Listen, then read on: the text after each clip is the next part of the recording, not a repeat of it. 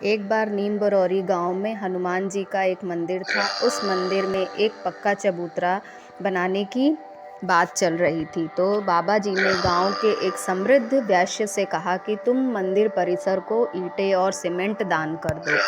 वह उस समय तो उसने हाँ बोल दी और वह तैयार हो गया, लेकिन वह बाद में अपनी इस बात से मुकर गया। लेकिन बाबा जी ने उससे कुछ नहीं कहा। कुछ दिन के पश्चात उसकी दुकान में आग लग गई और वह परेशान हो गया। तो गांव के ही एक युवक ने कहा कि बाबा जी की कृपा, बाबा जी से आपने मंदिर परिसर को ईंट और सीमेंट देने की बात कही थी और आप उस बात से मुकर गए। हो सकता है उसकी वजह से ही आपको यह हानि सहनी पड़ रही होगी। वह वैश्य तुरंत ही दौड़कर बाबा जी के पास गया और अपनी गलती के लिए उसने माफ़ी मांगी।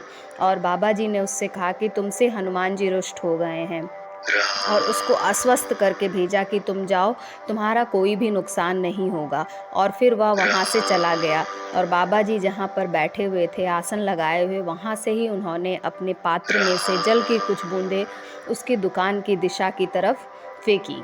और जब वह अपनी दुकान के पास वैश्य पहुंचा तो उसने देखा कि उसकी दुकान में जो आग लगी थी वह बुझ गई थी। और वह दुकान के अंदर गया तो देखा तो वहाँ पर उसे बहुत ज़्यादा नुकसान नहीं हुआ था। कुछ मिर्च की बोरियां थीं जो जली थी। उसके बाद फिर उसने तुरंत ही हनुमान जी से माफ़ी मांगी और बाबा जी से किए हुए अपने वादे को पूरा किया और उसने